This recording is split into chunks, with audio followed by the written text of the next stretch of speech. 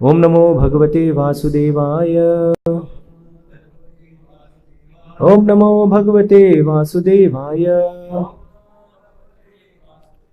ओम नमो भगवते वासुदेवाय। हरे कृष्णा।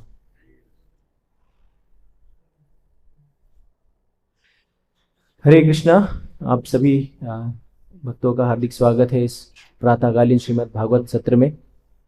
आज हम श्रीमद् भागवतम के छठे स्कंद के 18वें अध्याय के श्लोक संख्या 41 और 42 इन दोनों श्लोकों की विवेचना करने का प्रयास करेंगे।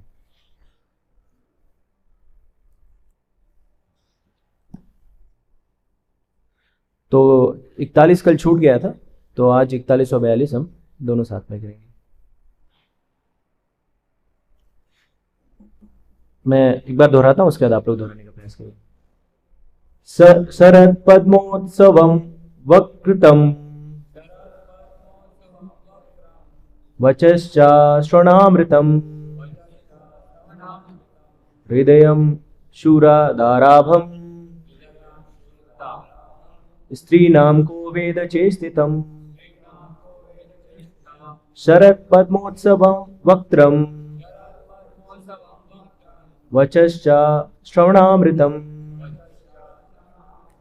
हृदयं शूरदाराभम् स्त्रीणां को वेद चेष्टितम्।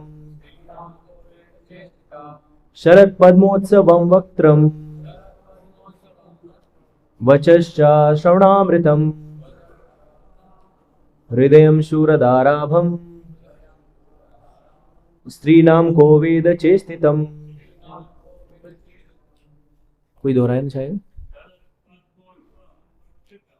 शरद पद्मोत्सवं वक्त्रं वचन संचनावृतम् हृदयं शूरदाराभम् स्त्रीणां को वेद चेष्टितम्। और शरद पद्मोत्सवं वक्त्रं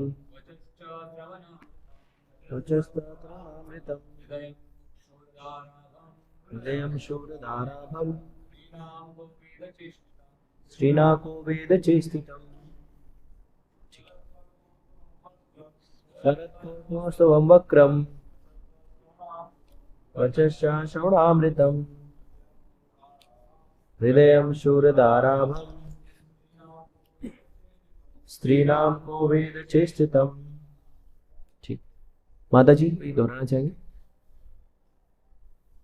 शरद पद्मोत्सवं वक्त्रं वचश्चाश्रवणामृतम् हृदयं शूरदाराभम् स्त्रीणां को वेद चेष्टितम्। शब्दार्थ, अनुवाद और तात्पर्य जगतगुरु श्रील प्रभुपाद जी के द्वारा। जगतगुरु श्रील प्रभुपाद जी की जय। शरद, शरद ऋतु में, पद्म कमल पुष्प, उत्सवम फूलते हुए, वक्त्रम मुख, वचः शब्द, च भी श्रवण कान के लिए, अमृतम सुख देने वाले, हृदयम हृदय, शूरधारा छूरे की धार, आभम सदृश, स्त्रीणाम स्त्रियों के, क कौन वेद जानता है, चेष्टितम चरित्र को। अनुवाद जगतगुरु श्रील प्रभुपाद जी के द्वारा। जगतगुरु श्रील प्रभुपाद की जय। स्त्री का मुख शरतकालीन खिले हुए कमल पुष्प के समान आकर्षक तथा सुंदर होता है। उसके शब्द अत्यंत मधुर और कानों को प्रिय लगने वाले होते हैं, किंतु यदि उसके हृदय का अध्ययन किया जाए तो पता चलेगा कि वह छुरे की धार के समान अत्यंत पैना है। भला ऐसा कौन है जो स्त्री के कार्यकलापों को जान सके? तात्पर्य जगतगुरु श्रील प्रभुपाद जी के द्वारा। जगतगुरु श्रील प्रभुपाद जी की जय। कश्यप मुनि ने भौतिक दृष्टि से स्त्री का बहुत सुंदर चित्र खींचा है। स्त्रियां अपनी सुंदरता के लिए प्रसिद्ध हैं और तरुणावस्था में, विशेष रूप से 16 या 17 वर्ष की आयु में, वे पुरुषों के लिए अत्यधिक आकर्षक होती हैं। इसलिए स्त्री के मुख की तुलना शरदकालीन कमल पुष्प से की गई है। जिस प्रकार कमल का पुष्प शरद में अत्यंत सुंदर लगता है, उसी प्रकार से तरुणावस्था को प्राप्त स्त्री भी अत्यंत आकर्षक होती है। संस्कृत भाषा में स्त्री की वाणी को नारी स्वर कहते हैं, क्योंकि सामान्यतः वह गाती हैं और उसका गायन आकर्षक होता है। आजकल तो सीने तारिकाओं का ही स्वागत होता है। उनमें से कुछ तो मात्र गायन के बल पर प्रभुत धन कमाती है। इसलिए जैसा कि श्री चैतन्य महाप्रभु की शिक्षा है, स्त्री का संगीत घातक है, क्योंकि इससे सन्यासी उसका शिकार हो जाता है। सन्यास का अर्थ स्त्री संग का परित्याग है, किंतु यदि कोई सन्यासी स्त्री की वाणी सुनता है और उसके अत्यंत सुंदर मुख को देखता है तो वह निश्चित रूप से उसकी ओर आकृष्ट होता है और उसका पतन हो जाता है। ऐसे अनेक उदाहरण मिलते हैं, यहाँ तक कि मुनि विश्वामित्र भी मेनका के शिकार हुए। अतः जो आध्यात्मिक उन्नति करना चाहता है उसे विशेष रूप से सावधान रहना चाहिए कि वह न तो स्त्री का मुख देखे और न उसकी वाणी सुने। स्त्री के मुख को देखना और उसकी सुंदरता की प्रशंसा करना या उसकी वाणी सुनकर उसके गायन की प्रशंसा करना ब्रह्मचारी या सन्यासी का निश्चित पतन है। अतः कश्यप मुनि द्वारा स्त्री के अंगों का वर्णन अत्यंत शिक्षाप्रद है। यदि स्त्री के शरीर के अंग सुंदर हैं, उसका मुख आकर्षक और वाणी मधुर है, तो वह पुरुष के लिए जाल के समान है। शास्त्रों का उपदेश है कि यदि ऐसी स्त्री की सेवा के लिए यदि ऐसी स्त्री पुरुष की सेवा के लिए आए तो उसे घास से ढका हुआ अंधकूप समझना चाहिए। खेतों के बीच में ऐसे अनेक कुएं होते हैं और मनुष्य उससे परिचित ना होने के कारण उसमें गिर जाता है। इस प्रकार ऐसे बहुत से निर्देश हैं।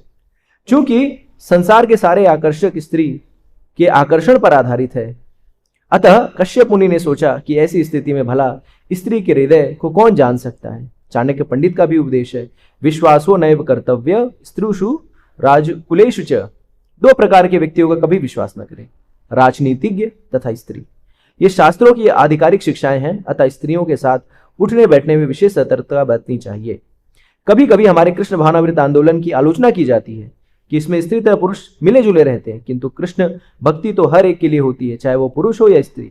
श्री कृष्ण ने स्वयं कहा है, स्त्री वैश्य तथा शूद्रो ते अंतिम परम गतिम। चाहे स्त्री हो, शूद्र या वैश्य, ब्राह्मण तथा क्षत्रिय होने को छोड़ दें। प्रत्येक जीव भगवान के धाम वापस जाने के लिए उपयुक्त है, यदि वो अपने गुरु तथा शास्त्र के उपदेशों को कठोरता से पालन करता है। अतः हम कृष्ण भावनामृत आंदोलन के समस्त सदस्यों से, चाहे स्त्री हो पुरुष, यह आग्रह करेंगे कि वे भौतिक शरीर के प्रति आकृष्ट ना होकर केवल श्री कृष्ण के प्रति आकृष्ट हो, तभी सब कुछ ठीक रहेगा, अन्यथा भय बना रहेगा। जगत गुरु श्रील प्रभुपाद जी की जय।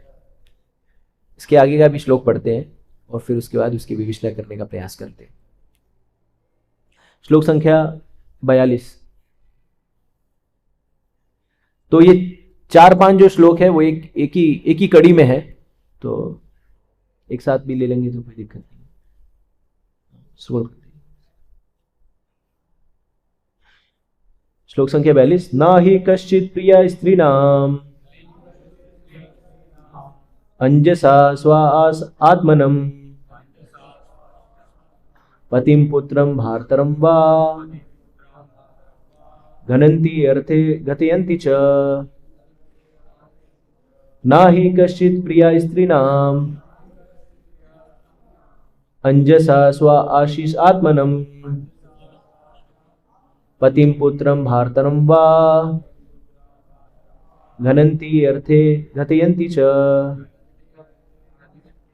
ना ही कश्चित् प्रिया स्त्रीणाम अंजसा स्व आशीष आत्मनम पतिम पुत्रम भारतरम वा घनन्ति अर्थे घतयन्ति च। कोई दोहराएगा इसको? ना ही कश्चित् प्रिया स्त्रीणाम अंजसा स्वाशिष आत्मनम पतिम पुत्रम भारतरम वा घनन्ते अर्थे घातयन्ति च। ठीक है एक ही। मैं अनुवाद, शब्दार्थ अनुवाद तात्पर्य जगत गुरु श्रील प्रभुपाद जी के द्वारा। जगत गुरु श्रील प्रभुपाद जी की जय। दोहरा सकते हैं इसे। न, नहीं, ही, निश्चय ही, कश्चित, कोई, प्रिय, स्त्रीणाम, स्त्रियों का, अंजस, वास्तव में, स्व आशीष, अपने स्वार्थ के लिए, आत्मानम, सर्वाधिक प्रिय, पतिम, पति को, पुत्रम, पुत्र को, भारतरम, भाई को, व अथवा, घनंती, मार डालती हैं, अर्थे अपने स्वार्थ के लिए घातयंती वध करवाती हैं च भी। अनुवाद, अपने स्वार्थ की पूर्ति के लिए स्त्रियां मनुष्यों के साथ ऐसा व्यवहार करती हैं कि मानो वे उनके सर्वाधिक प्रिय हों, किंतु वास्तव में उनका कोई प्रिय नहीं होता। स्त्रियों को अति साधु स्वभाव का माना जाता है, किंतु अपने स्वार्थ के लिए वे अपने पति, पुत्र या भाई की भी हत्या कर सकती हैं या दूसरों से करा सकती हैं। तात्पर्य जगत गुरु श्रील प्रभुपाद जी के द्वारा। जगत गुरु श्रील प्रभुपाद जी की जय। कश्यप मुनि ने स्त्रियों के स्वभाव का अच्छा अध्ययन किया है। स्वभाव से ही स्त्रियां स्वार्थी होती हैं, अतः सभी प्रकार से उनकी रक्षा की जानी चाहिए जिससे उनका स्वार्थी होने का यह स्वभाव प्रकट न हो। स्त्रियों को मनुष्य द्वारा सुरक्षा की आवश्यकता होती है। बचपन में स्त्री की सुरक्षा उसके पति द्वारा, युवावस्था में उसके पिता द्वारा, युवावस्था में उसके पति द्वारा और वृद्धावस्था में उसके पुत्र द्वारा होनी चाहिए। यह मनु का आदेश है। उनका कथन है कि स्त्री को किसी भी अवस्था में स्वतंत्रता नहीं दी जानी चाहिए। स्त्रियों की रक्षा इसलिए भी की जानी चाहिए कि उनकी स्वार्थपरता प्रकट ना हो पाए। इस काल में भी ऐसी घटनाएं हुई जिनमें स्त्रियों ने जीवन बीमा का लाभ उठाने के लिए अपने पतियों की हत्या की है। यह स्त्रियों की आलोचना नहीं है, अपितु उनके स्वभाव का व्यवहारिक अध्ययन है। देहात्म बुद्धि के द्वारा ही स्त्री को या पुरुष की आलोचना की ऐसी सहज वृत्तियों का प्रकट होता है। जब किसी स्त्री या पुरुष की आध्यात्मिक चेतना बढ़ जाती है तो उसकी देहात्म बुद्धि जाती रहती है। हमें समस्त स्त्रियों को आध्यात्मिक इकाइयां अहम ब्रह्मास्मि के रूप में देखना चाहिए, जिनका एकमात्र धर्म कृष्ण को तुष्ट करना है। तब हम पर इस शरीर को धारण करने से उत्पन्न होने वाले प्रकृति के गुणों का प्रभाव नहीं होगा। कृष्ण भावनामृत आंदोलन इतना लाभप्रद है कि भौतिक प्रकृति के कलमश को जो देह धारण करने से उत्पन्न होता है दूर कर सकता है। इसलिए प्रारंभ में ही भगवद गीता का यह उपदेश है कि चाहे स्त्री हो या पुरुष, जीव को यह समझ लेना चाहिए कि वह शरीर नहीं वरन आत्मा है। प्रत्येक मनुष्य को शरीर नहीं वरन आत्मा के कार्यकलापों में रुचि रखनी चाहिए, चाहे स्त्री हो या पुरुष। जब तक कोई देहात्म बुद्धि से प्रेरित रहता है तब तक सदा ही पथभ्रष्ट होने की संभावना बनी रहती है। आत्मा को कभी कभी पुरुष कहा जाता है क्योंकि चाहे कोई स्त्री वेश में हो या पुरुष वेश में हो, वह इस भौतिक जगत का सुख उठाना चाहता है और जिससे सुख उपभोग की वृत्ति होती है वह पुरुष कहलाता है। चाहे पुरुष हो या स्त्री, वह अन्यों की सेवा करने में रुचि नहीं रखता। प्रत्येक प्राणी अपनी इंद्रियों को ही तुष्ट करने में रुचि रखता है, किंतु कृष्ण भावनामृत या भक्ति प्रत्येक पुरुष या स्त्री को उत्तम कोटि का प्रशिक्षण प्रदान करती है। पुरुष को उत्तम कोटि का कृष्ण भक्त बनने की और स्त्री को पति की निष्ठावान अनुगामिनी बनने का प्रशिक्षण मिलता है। इससे दोनों का जीवन सुखी चलेगा। जगत गुरु श्रील प्रभुपाद जी की जय। ओम अज्ञानतिमिरान्धस्य ज्ञानाञ्जनशलाकया चक्षुरुन्मिलितं येन तस्मै श्रीगुरवे नमः। श्री चैतन्य मनोभीष्टं स्थापितं येन भूतले स्वयं रूपा कदामि ददाति स्वपदान्तिकं। वन्देऽहं श्रीगुरो श्रीयुतापदकमलं श्रीगुरु वैष्णवांश श्रीरूपं साग्रजातं सागं रघुनाथान्वितं तं सजीवं साद्वैतं सावधूतं परिजनसहितं कृष्ण चैतन्य देवं श्री राधा कृष्ण पादान् सहगण ललिता श्री विशाखान्वितांश। नमो विष्णुपादाय कृष्णपृष्ठाय भूतले श्रीमते भक्ति वेदांत स्वामी नित्यनामने। नमस्ते सरस्वती देवी गौरवाणी प्रचारणे निर्विशेष शून्यवादी पाश्चात्य देश धारणे। जय श्री कृष्णा चैतन्य प्रभु नित्यानंद श्री अद्वैत गदाधर शिवासादि गौर भक्त वृंदा। हरे कृष्णा कृष्णा कृष्णा हरे हरे, हरे राम राम राम हरे हरे। मोकम करोति वाचालम पंगुम लगायते गिरिम यत्कृपातम वन्दे श्री गुरु दिनकारणम। नमो विष्णुपादाय। जय गुरुदेव, जय श्री प्रभुपाद। हरे कृष्णा। तो इस दोनों बहुत ही जटिल और कठिन श्लोकों की विवेचना करने से पहले आप सभी वरिष्ठ भक्तों के आशीर्वाद का आकांक्षी हूँ और आप सभी लोगों की कृपा और श्री प्रभुपाद जी की कृपा होगी तो जो वरिष्ठ भक्तों से सुन रखा है उसी को दोहराने का प्रयास करूँगा अपने स्वतः के शुद्धिकरण के लिए। कोई त्रुटि होती है तो कृपया क्षमा करिएगा। तो ये जो दो श्लोक था ये बहुत ही हम कह सकते हैं विवादित श्लोक है, कॉन्ट्रोवर्शियल अगर कहें तो, क्योंकि इन श्लोकों को लोग जो है अपने स्वार्थ के अनुसार इसकी विवेचना करने का प्रयास करते हैं। जहाँ पे उनका फायदा होता है इन श्लोकों को चिपका दिया जाता है। ऐसे ही और भी श्लोक हैं, उनका हम इस विवेचना के मध्य में उसको हम समझने का प्रयास करेंगे। तो तत्व संदर्भ में जीव गोस्वामी बताते हैं कि कोई भी आदेश निर्देश या ज्ञान प्रतिपादित करने के 3 तरीके होते हैं। पहला तरीका राजा की तरह। तो राजा के जो आदेश होते हैं वो बहुत ही सुस्पष्ट होते हैं। राजा कभी भी कोई आदेश देता है, वो कहेगा जाओ ये काम करके आओ, वो कभी घुमाएगा फिराएगा नहीं, वो सुस्पष्ट तरीके से बताएगा। तो जो हमारे वेद हैं वो उसी तरह से राजा के निर्देशों की तरह, जो सुस्पष्ट तरीकों से सूत्र रूप में बता दिया जाता है। तो पहला तरीका राजा की तरह। जीव गोस्वामी कहते हैं दूसरा तरीका जो होता है वो मित्र की तरह।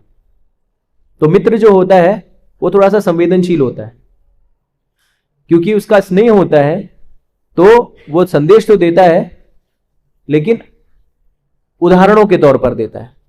वो आपको कुछ उदाहरण बताएगा और फिर चीजों को समझाने का प्रयास करेगा। मित्र, ये दूसरा तरीका है। तो हमारे जो पुराण इत्यादि हैं वो मित्र की तरह है, जो हमें कथाओं के द्वारा, उदाहरणों के द्वारा हमें समझाने का प्रयास करते हैं। और जीव गोस्वामी जी कहते हैं कि तीसरा जो तरीका है वो छद्म रूप, जो प्रिय अपनी प्रेयसी को देता है जो संदेश, वो तीसरा तरीका होता है। क्योंकि इन संदेशों में व्यक्ति का स्नेह इतना अधिक होता है कि व्यक्ति अपने प्रियकर को दुखी नहीं करना चाहता।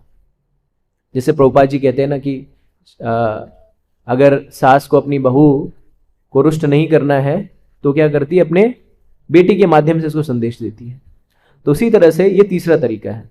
तो इन 3 तरीकों से हमारे जो भी शास्त्र हैं, वेद, शास्त्र, पुराण, उपनिषद, इतिहास, ये तीनों तरीके से हमें आदेश या ज्ञान देने का प्रयास करते हैं। लेकिन श्रीमद् भागवतम की विशेषता क्या है? श्रीमद् भागवतम की विशेषता यह है कि इन 18,000 श्लोकों में तीनों तरीकों को समाहित किया गया है। तीनों तरीकों से ज्ञान दिया गया है।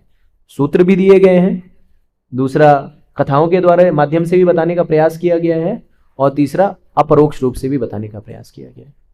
श्रीमद् भागवतम या इतर शास्त्र ये सब वैदुर्यमणि के समान है, और हम जिस तरह से इसको देखना चाहें, जिस भी भाव से इसको देखना चाहें, वो भाव जो है शास्त्र प्रकट करते हैं। आचार्यगण बताते हैं कि श्रीमद् भागवतम जो है वो कल्पवृक्ष की तरह है। तो कल्पवृक्ष क्या करता है? हमारी इच्छाओं को पूरा करता है। तो हम जो चीज देखना चाहते हैं या जिस तरह से देखना चाहते हैं, आप शास्त्रों को उठा लीजिए, उस तरह से शास्त्र आपको देखने में, आपको वो सारी चीजें प्राप्त हो जाएंगी। तो हम चीजों को क्या करते हैं, अपने सुविधा के अनुसार, अपने स्वार्थ के अनुसार, या क्या हमें अच्छा लगता है उसके अनुसार हम चीजों को देखते हैं, उस चीज का अवलोकन करते हैं। बहुत सारी चीजें जिन पे हम विवेचना करते हैं या जिन पे हम कुछ टीका करते हैं, वो इस पे भी निर्भर करता है कि हमारा उस स्थिति में अनुभव कैसा रहा है।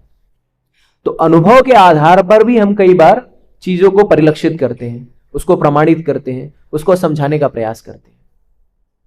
तो ये जो श्लोक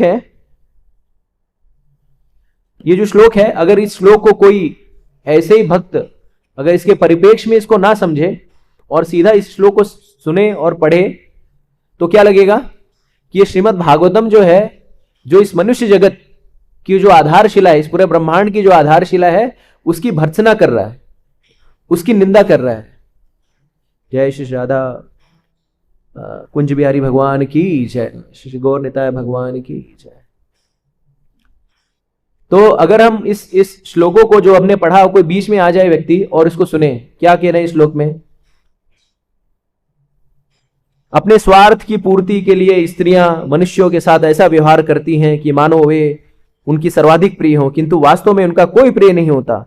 स्त्रियों को अति साधु स्वभाव का माना जाता है, किंतु अपने स्वार्थ के लिए वो अपने पति, पुत्र या भाई किसी भी हत्या करा सकती हैं, या दूसरों से कर सकती हैं, करा सकती हैं। अब ये कोई सुने तो कहेगा, अरे ये क्या कह रहे हैं शास्त्र में, ये क्या लिखा है मारने का, मारने मरवाने का। तो हमें समझना होगा कि कोई भी चीज समझने के लिए 3 विषय वस्तु नितांत आवश्यक है। कोई भी बात हम क्या करते हैं, बातों को लेते हैं और बातों को अपने तरह से समझने का प्रयास करते हैं। लेकिन किसी भी तथ्य को, चाहे श्रीमद् भागवतम हो, इतर ग्रंथ हो, किसी भी तथ्य को समझने के लिए उसके पूरे परिप्रेक्ष्य में जब तक हम नहीं समझेंगे, तब तक विषय समझ में नहीं आएगी। तो 3 चीज सबसे महत्वपूर्ण घटक होती है इस बात को समझने के। पहला, क्या परिस्थिति थी, क्या परिस्थिति थी, किसने कहा और किसको कहा। 3 चीज क्या है? क्या परिस्थिति थी, किसने कहा और किसको कहा। ये तीन विषय वस्तु जब तक हम नहीं समझेंगे तब तक चीजें हमें सुस्पष्ट तरीके से समझ में नहीं आएगी। तो जैसे कि इस श्लोकों के तात्पर्य, तो मैंने शुरुआत में आप लोगों को इतिहास नहीं बताया कि हम यहां पर कैसे पहुंचे, क्योंकि हेतु ये था कि जब हम श्लोक में चर्चा करेंगे तो इन तीन पहलुओं पर चर्चा करेंगे और सारी चीजें स्पष्ट हो जाएंगी। तो हमें समझना होगा कि ये जो श्लोक यहां पर जो कहा जा रहा है, इसको किसने किससे कहा, किसने कहा, क्या परिस्थिति थी। तो पहले परिस्थिति को समझ लेते हैं। तो परिस्थिति ऐसी थी कि बहुत वर्षों पहले एक बार दिति को गलत समय पर अपने पति कश्यप से संग करने की इच्छा हुई। कश्यप मुनि ने अपनी पत्नी को समझाया कि ये उचित समय नहीं है संग करने का, संध्या काल का समय है, शिव जी के गण जो है वो घूम रहे हैं, इस समय जो संतान उत्पत्ति होगी वो बहुत ही विभत्स होगी, वो समाज के लिए बहुत ही भयानक होगी।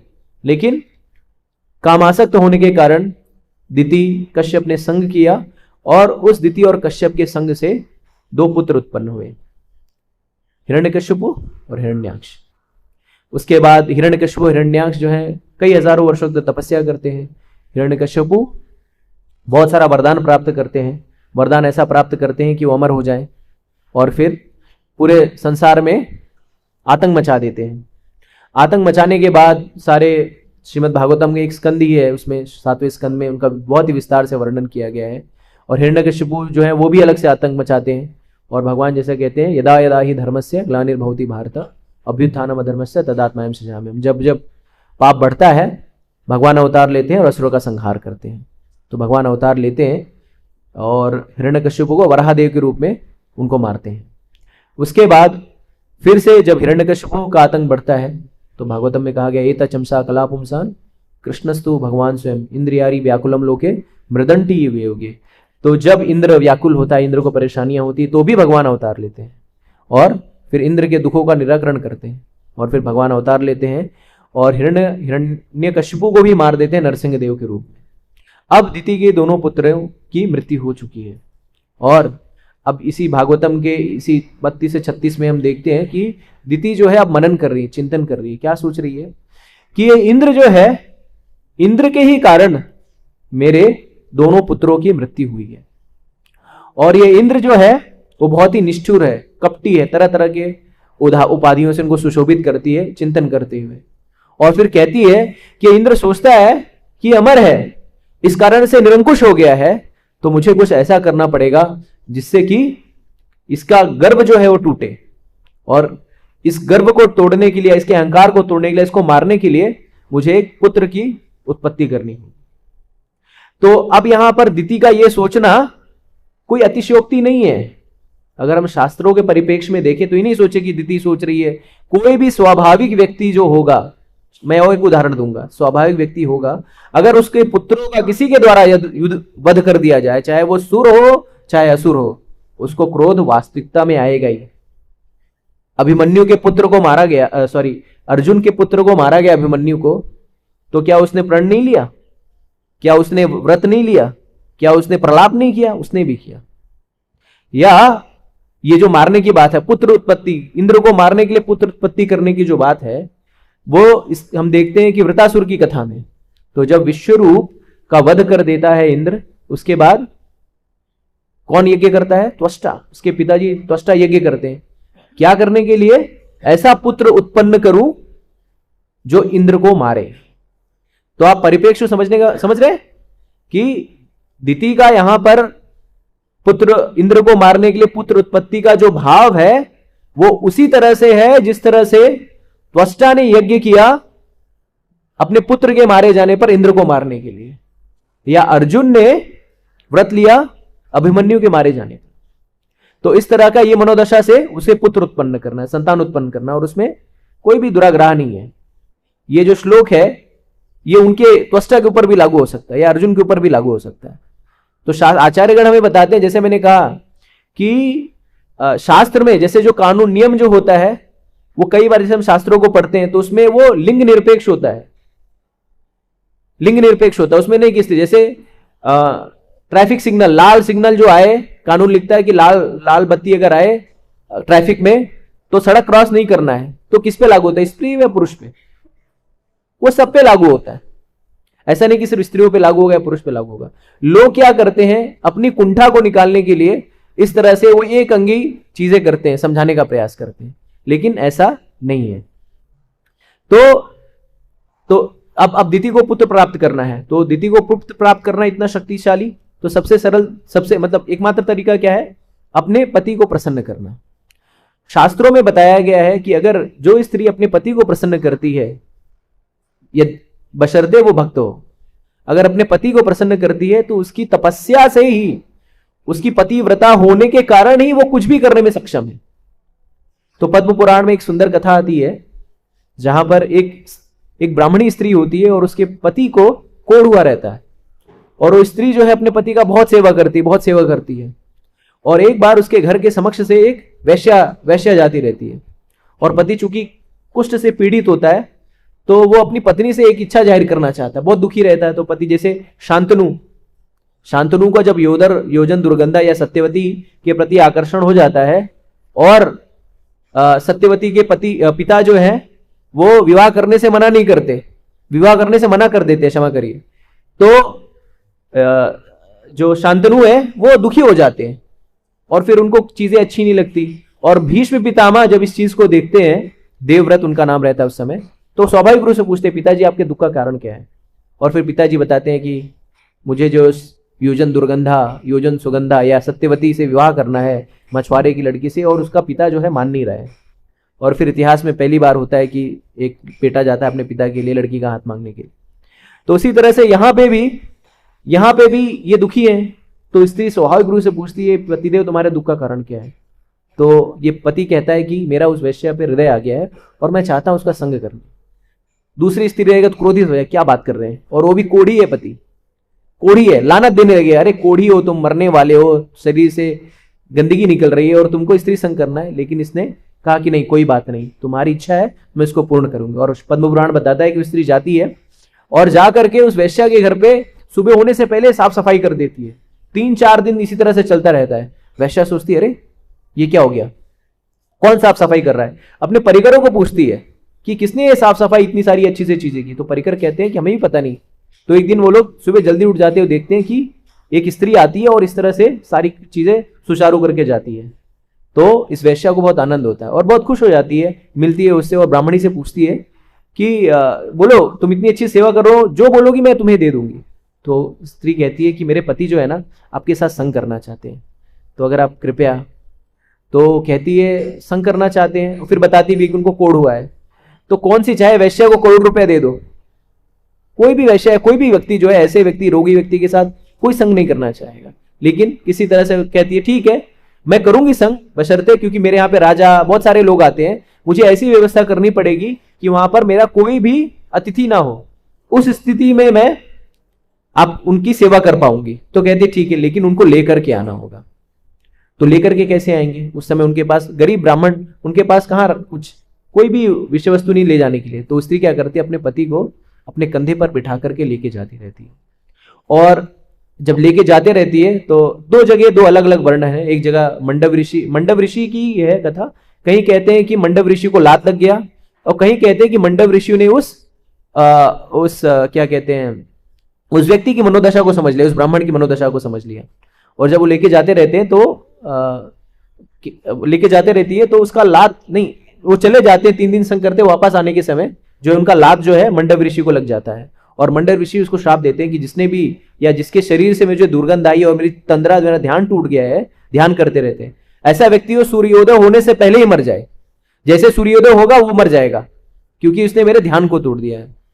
और ये ब्राह्मणी की स्त्री जब ये सुनती है कि सूर्योदय होने के पहले ही श्राप दे दिया गया, सूर्योदय जैसे होगा मेरा पति मर जाएगा, तो कहती है मैं, अगर मेरे अंदर कोई भी सतीत्व है तो ये सूर्य उदय ही नहीं होगा, ये सूर्य उदय ही नहीं होगा। और फिर जब वो ऐसा कहती है और सतीत्व, उसके चरित्र, उसके पतिव्रता होने के कारण स्थिति ये उत्पन्न होती है कि सूर्य उदय ही नहीं होता। 1 दिन हो गया, 2 दिन हो गया, 3 दिन हो गया, सारे जीव जंतु परेशान है, सूर्योदय ही नहीं हो रहा है, सूर्योदय ही नहीं हो रहा है। सब ब्रह्मा जी के पास जाते हैं, इंद्र वगैरह, कि कहाँ क्या हो गया। तो फिर पता चलता है कि ब्रह्मा जी कहते हैं कि एक सतीत्व स्त्री है, उसका पति ब्राह्मण स्त्री है, उसका पति कोढ़ी है, और उसने जो है ये कहा कि आज के बाद सूर्य उदय नहीं होगा, तो इस कारण से सूर्योदय नहीं हो रहा है। और फिर जो है वो सारे जाते हैं, ब्रह्मा जी उनको समझाते हैं कि आप ऐसा मत करिए, कृपया अपने व्रत को तोड़ दीजिए। कहते हैं मैं व्रत को तोड़ूंगी तो मेरा पति तो मर जाएगा, तो मैं तो विधवा हो जाऊंगी, मैं अपने पति को कैसे मरने दूंगी। और फिर उनको समझाते कि नहीं नहीं, चिंता मत करो, आपके पति के शरीर में रोग है, कोई बात नहीं है, जब सूर्योदय होगा, और मैं आपको ये आश्वासन देता हूं कि आपके पति का ये शरीर तो जल जाएगा, लेकिन आपके पति जो है कामदेव के स्वरूप में, कामदेव के जैसी उनकी कांति होगी, उनकी आभा होगी, और फिर वो उसी सुंदरता में आपको प्राप्त होंगे। और फिर बहुत समझाने के बाद फिर वो कहती है ठीक है, मैं अपने व्रत को वापस लेती हूँ। और फिर सूर्योदय होता है, सारे प्राणियों में आनंद आता है, और फिर इस तरह से अपने पति को प्राप्त करती है।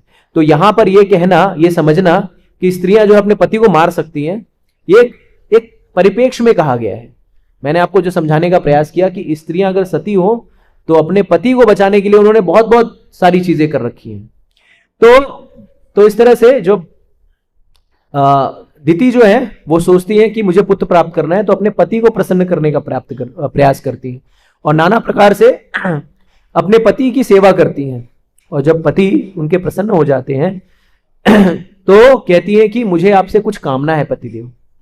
तो इसके पिछले वाले श्लोकों में हमने सुना रहेगा कि सर्वप्रथम कश्यप मुनि जो है वो बहुत ही अपनी पत्नी को गुणगान करते हैं कि आप बहुत अच्छी हो, बहुत सुंदर हो, पत्नी तो जीवन का आधा अंग होती है, इसके कारण ही हमें धर्म अर्थ काम और मोक्ष भी प्राप्त होता है, इसी के कारण उनका संग करने से, तो आप बहुत महान हो, आप मृगनयनी हो, तरह तरह से उनकी सुंदरता से विवेचना करते हैं, उनको बहुत ही वो करते हैं। और फिर कहते हैं मांगो व्रत, मांगो वरदान, क्या चाहिए वरदान। तो वो कहती है कि मुझे एक ऐसा पुत्र दो पतिदेव जो इंद्र को मार दे। और जब ऐसा कहती है तो उनको उसी तरह से झटका लग जाता है जिस तरह से दशरथ जी को लगा था। दशरथ जी के परिप्रेक्ष्य में देखा जाए तो दशरथ जी की भी कथा ऐसी है, रामायण में भी ऐसा ही प्रसंग है। कैकेयी ने क्या किया था, जब देवासुर संग्राम हुआ था, दशरथ जी देवों के पक्ष में असुरों के साथ युद्ध कर रहे थे। उस समय दशरथ जो है 10 दिशाओं से युद्ध कर सकते हैं, और जब उनका रथ, जब वो युद्ध कर रहे थे तो उनके रथ के जो पहिए का एक बोल्ट जो था वो अलग अलग जगह पे अलग अलग वर्णन है, कहीं हाथ बताया है, कहीं वो बताया है। तो मैंने जो पढ़ा है उसमें एक उनके पहिए का जो एक बोल्ट है वो निकल जाता है, और रथ जो है डिसमेंटल होने वाला, गिरने वाला रहता है। तो कैकेयी जो कि साथ में गई रहती है, वो क्या करती है, अपने अंगूठे को उस बोल्ट की जगह पे डाल देती है, और उस कारण से रथ जो है टूटता नहीं है। और फिर दशरथ जी युद्ध करते हैं, और विजय प्राप्त करने के बाद जब उनको ये पता चलता है कि मेरी पत्नी ने मुझे बचाया है, तो बहुत प्रसन्न हो जाते हैं। और प्रसन्न होकर के क्या बोलते हैं कि तुमने मेरी प्राणों की रक्षा की, मुझे इस युद्ध में विजय बनाने के लिए इतना सहयोग किया, तो मैं तुम्हें 2 वरदान देना चाहता हूं। तो कैकेयी ने कहा समय आने पर मैं उस वरदान को मांग लूंगी। और फिर समय आता है, भगवान रामचंद्र जी का राज्याभिषेक है, और उसके पहले ही 2 वरदान मांगते हैं। तो जब 2 वरदान मांगते हैं तो वाल्मीकि रामायण में बहुत ही विस्तार से वर्णन किया है किस तरह से दशरथ जी कहते हैं अगर कोई ऐसा व्यक्ति जो पापी नहीं है और तुम कहो कि उसको मार दो तो मैं मार दूंगा, अगर तुम वरदान में ये मांगना चाह रही हो तो। अब सोचिए कितनी बड़ी बात कि अगर कोई पापी नहीं है और वरदान में अगर कैकेयी कह दें कि पापी ने, निष्पाप व्यक्ति, इसको मार दो, तो चूंकि तुमने मुझे प्रसन्न किया है रानी, मैं वो भी दे दूंगा। और उसके बाद फिर तरह तरह की जो है बड़ी बड़ी बातें करते हैं दशरथ जी। और फिर जब कैकेयी कहती है कि मुझे 2 जो वरदान है वो ये है, पहला कि भगवान राम जी चंद्र जी को 14 वर्ष का वनवास, और भरत जी को क्या मिल जाए, राजपाट। तो फिर वो वही सारी चीजें कहते हैं, उनके मन में वही सारी चीजें आती हैं जो यहां पर कश्यप मुनि कह रहे हैं। तो कश्यप मुनि जो यहां सारी चीजें कह रहे हैं, तो उसी तरह से जब इंद्र को मारने के लिए पुत्र प्राप्ति करने की जब बात करती है दिति, तो कश्यप मुनि को झटका लगता है। क्यों झटका लगता है? क्योंकि इंद्र जो है वो किसका पुत्र है? इंद्र भी कश्यप मुनि का ही पुत्र है। तो 2 पत्नियां हैं कश्यप की, दिति और अदिति, एक से सुर दूसरे से असुर। तो दिति इस शब्द का अर्थ है विभाजन, दिति शब्द का अर्थ ही जो विभाजन करे। तो जब ये झटका लगता है तब वो अपने आप को कोसने लगते हैं, जिस तरह से राजा दशरथ कोसने लगते हैं। वो कोसने लगते हैं अपने आप को, मैं कैसा मूर्ख हूं, हाँ मैंने ऐसे कैसे बोल दिया, मुझे मालूम है कि ये अब मैं इसके शब्दों के जाल में फंस गया, इसके दूसरे चरित्र को नहीं समझ पाया। अब यहां पर आप सोचने की बात यह है कि ये जो सारी चीजें वो अपने सोचने में कर रहे हैं, तो उनका ये कहना उसी तरह से है जैसे अंगूर खट्टे हैं, तो हम जब कभी खींचते हैं ना चीजों को तो जनरलाइज कर देते हैं, जनरलाइज कर देते, जैसे फला फला राज्य के व्यक्ति तो इस तरह से होते हैं, या फला फला जो लोग होते हैं वो इस तरह से होते हैं, हम चीजों को करते हैं ना, उसको व्यापकता दे देते हैं। तो ये उनका ये जो यहां पर जो कहा जा रहा है आरोप या जो भी चीजें कही जा रही हैं वो उसी तरह से समझना चाहिए कि जब व्यक्ति खींच करके कोई कार्य कर रहा हो, खींच करके कोई बातें बता रहा हो। तो जैसे मैंने कहा था कि ज्ञान तत्व संदर्भ में जीव गोस्वामी कहते हैं ज्ञान जो है वो 3 प्रकार से दिया जाता है, और तीसरा प्रकार का ज्ञान क्या है, जो छद्म रूप से दिया जाता है, जो अपने प्रियकर को बुरा ना लगे इसलिए कहा जाता है। आदमी बोल नहीं पाता लेकिन कहता है। तो यहां पर क्या कर रहे हैं, चूंकि उनकी दुर्बलता है और उस दुर्बलता के कारण वो चीजों को संभाल नहीं पा रहे हैं, इस कारण से अब दोष वो दिति के ऊपर दे रहे हैं। तो इस समाज में, इस जीवन में सबसे सरल है दूसरे के ऊपर दोष देना। किसके ऊपर? दूसरे के ऊपर दोष देना। हमारी क्षमता नहीं है कुछ करने की, हमारी विफलताओं का जो ठीकरा है हम किसके ऊपर फोड़ते हैं? दूसरे के ऊपर फोड़ते हैं ना। मैं फला फला चीज नहीं कर पाया, क्यों नहीं कर पाया?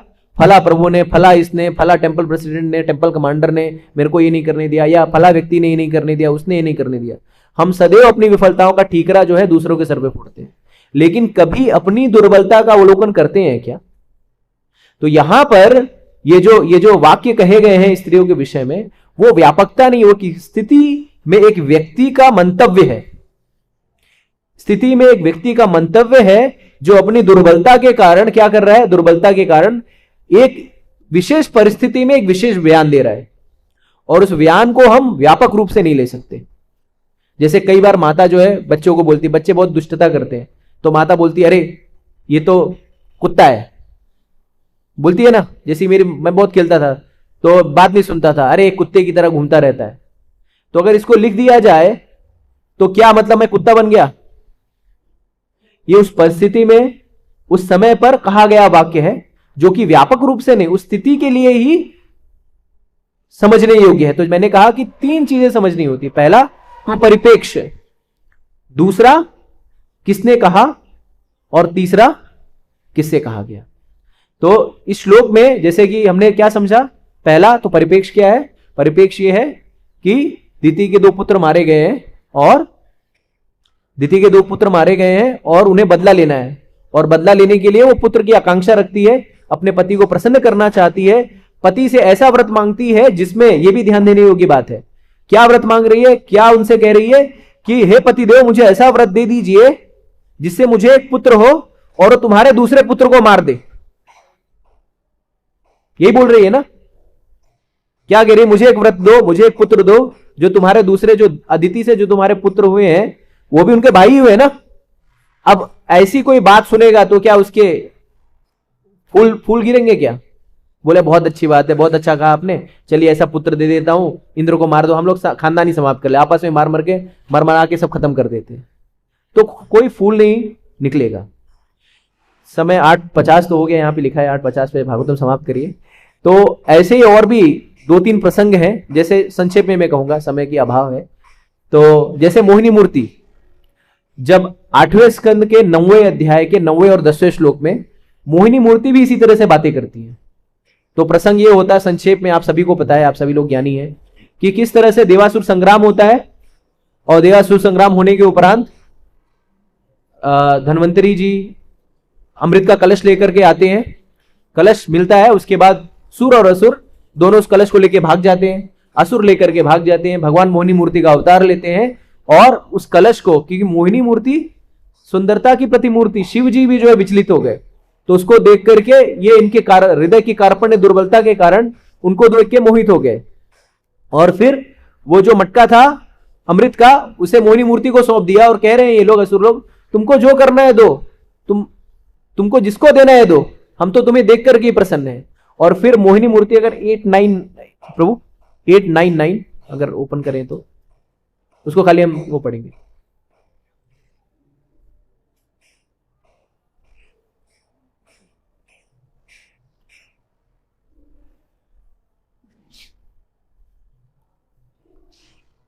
हाँ नीचे करिए, हिंदी में नहीं है, हिंदी में नहीं है।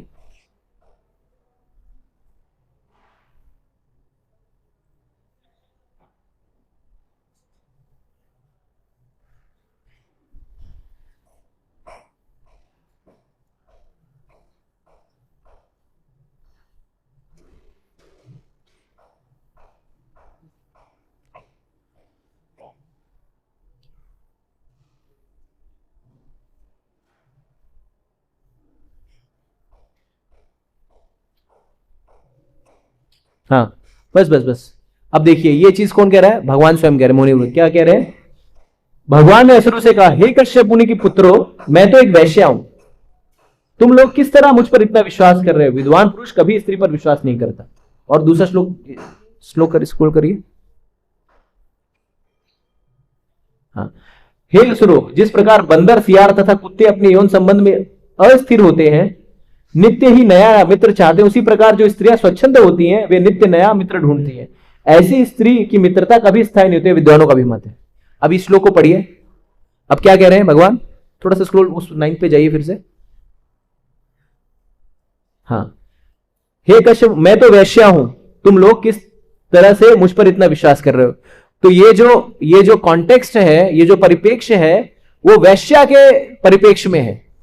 पहली चीज यहां पर, चाहे भगवान हो या कोई भी हो, ये स्वाभाविक सा एक क्या कहते हैं नियम है कि कोई भी अनजान व्यक्ति के ऊपर हम वो नहीं कर सकते, विश्वास नहीं कर सकते, चाहे वो स्त्री हो पुरुष हो।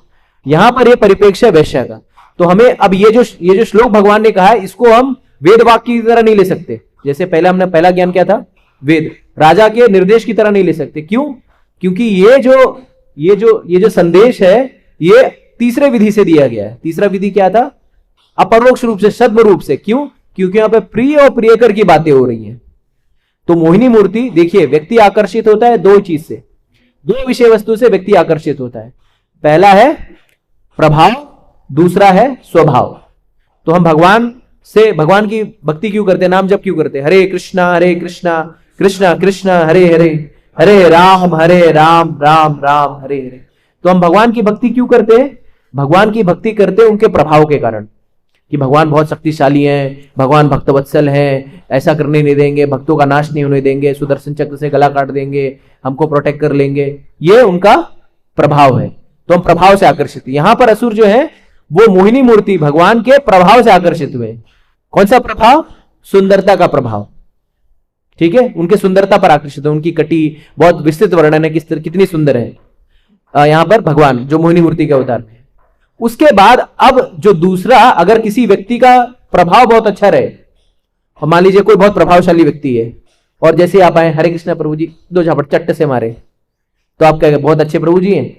आप बोलेंगे यार है तो बहुत अच्छा, लेकिन इसका स्वभाव अच्छा नहीं है, छोड़ो, जाने दो, इसको छोड़ो, हम दूसरे को ढूंढ लेंगे, ऐसा ही करेंगे ना।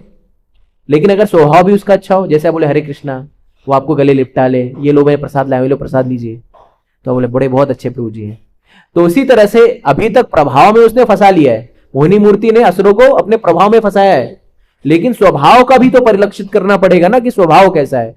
तो अपने स्वभाव को प्रदर्शित करने के लिए मोहिनी मूर्ति यहां पर इस तरह की अपने आप को वैश्या कह के संबोधित कर रही है। मैं वैश्या हूं, मेरा कोई ठिकाना नहीं है और मेरे ऊपर विश्वास करने लायक नहीं है। तो कई बार जब हम स्वभाव, ह्यूमिलिटी प्रदर्शित करते हैं, अपने विनम्रता, तो मैं कीड़े के भी समान हूं, मैं स्टूल के अंदर का जो कीड़ा हूं, जैसे आचार्यगण कहते तो ठीक है, लेकिन हम भी कहते हैं बहुत, मैं प्रभु जी बहुत अज्ञानी हूं, निरही हूं। किस लिए? अपनी विनम्रता को प्रकट करने के लिए, अपने विनम्रता को प्रकट करने के लिए, जिससे व्यक्ति मेरे स्वभाव से भी आकर्षित हो जाए। तो यहां पर भगवान अपना स्वभाव आकर्षित कर, ह्यूमिलिटी प्रदर्शित कर रहे हैं कि मैं वैश्या हूं और मेरा कोई कैरेक्टर नहीं, मैं लूज कैरेक्टर की हूं। और जब व्यक्ति इस प्रभाव को भी देखता है, इस स्वभाव और प्रभाव के मिश्रण को देखता है, तो व्यक्ति क्या कर लेता है? उसको स्वीकार कर लेता है।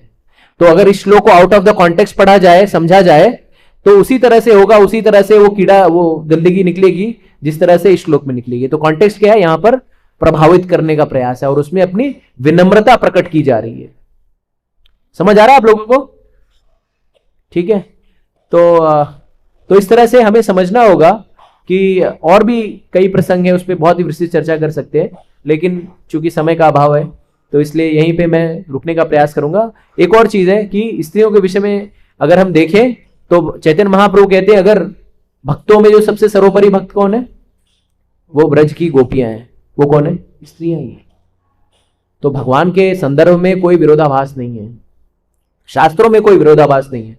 शास्त्र वाणी सत्य है, भागवत अमल पुराण है, वो किसी के प्रति द्वेष नहीं पैदा करेगा, किसी के प्रति ईर्ष्या नहीं प्रकट करेगा, किसी के प्रति निंदा नहीं करेगा। जैसे श्रीमद् भागवतम के 10वें स्कंद में 47वें अध्याय में उद्धव जी जो कि महान भक्त हैं, वो कहते हैं, कौन सा श्लोक, 47 श्लोक नंबर है मेरे ख्याल से, पता नहीं, याद नहीं आ रहा है। तो उन श्लोकों में उद्धव जी कहते हैं कि मेरी ये इच्छा है कि मैं इन ब्रज की स्त्रियों की चरण की धूलि को अपने मस्तक पे धारण करूं, उस चरण की धूलि को प्राप्त करूं। क्यों? क्योंकि इन स्त्रियों का गुणगान करने से, इन ब्रज की स्त्रियों का गुणगान करने से तीनों लोग जो है शुद्ध हो जाते हैं। तो हमें समझने का प्रयास करना है कि जैसा श्रील प्रभुपाद जी ने तात्पर्य में भी बताने का प्रयास किया कि एकमात्र पुरुष जो है वो कृष्ण है। हम सारे जो है देहात्म बोध पे जब रहते हैं तो स्त्री और पुरुष का भेद करते हैं और फिर अपनी इच्छा और स्वेच्छा के अनुसार चीजों को प्रकट करने का प्रयास करते हैं जो हमारे लिए लाभप्रद हो। जैसे भक्तों के समूह में भी हम कोई चीज करते हैं तो उसके लिए प्रभुपाद जी का एक कोट लगा देते हैं जो हमारे लिए फायदेमंद हो। प्रभुपाद जी ने यहां पर ये कहा है, प्रभुपाद जी ने वहां पर वो कहा है, किस कॉन्टेक्स्ट में कहा है, किस परिप्रेक्ष्य में कहा है, क्या कहा है, उसके भाव को समझे बिना। तो हम इसी तरह से शास्त्रों का उपयोग करते हैं अपने स्वार्थ की पूर्ति के लिए। तो हमें उन सब में इन सारी चीजों को अगर परिप्रेक्ष्य में समझे तो जैसे जीव गोस्वामी कहते हैं कि परिप्रेक्ष्य में 3 चीजें सदैव याद रखनी है कि किस कॉन्टेक्स्ट में कहा गया, किस परिप्रेक्ष्य में कहा गया, किसने कहा और किसको कहा। और ये चीजें अगर स्पष्ट होंगी तो कभी भी विरोधाभास नहीं होगा, कभी भी किसी के प्रति दुराग्रह नहीं होगा। तो स्त्रियां जो है मातृशक्ति है और हम सभी लोग इस जगत में, इस यहाँ पर हमारी उपस्थिति है तो माताओं की वजह से है। और माताएं ही जो है हमारे पूरे, अगर आप देखें तो यशोदा मैया या देवकी या सची माता, इन्हीं के गर्भ से, इन्हीं के सानिध्य में जो है भगवान का प्राकट्य होता है। तो हम सभी, चाहे स्त्री हो चाहे पुरुष हो, हम सभी को ये प्रयास करना चाहिए कि हम सभी लोग भगवान की भक्ति में लगे। और यहाँ पर जो है हमारी चेतना जो है, स्त्री और पुरुष जो है सिर्फ हमारे कर्मफलों के कारण हमें प्राप्त हुआ शरीर, वास्तविकता में हम सभी भगवान के दास हैं। और हमारा यही मूल मंत्र होना चाहिए कि हम सभी स्त्री और पुरुष मिलकर के भगवान श्री राधा कुंज बिहारी की सेवा में लगे। हरे कृष्णा कृष्णा कृष्णा हरे हरे, हरे राम राम राम हरे हरे। तो यहाँ पे मैं अपनी वाणी को विराम देता हूँ। किसी का कोई एक आधा प्रश्न हो, टीका टिप्पणी हो, कोई भक्त करना चाहते तो कर सकते हैं, कोई प्रश्न पूछना चाहते प्रश्न पूछ सकते हैं। ठीक है। ग्रंथराज श्रीमद् भागवतम की जय, जगत गुरु श्रील प्रभुपाद की जय।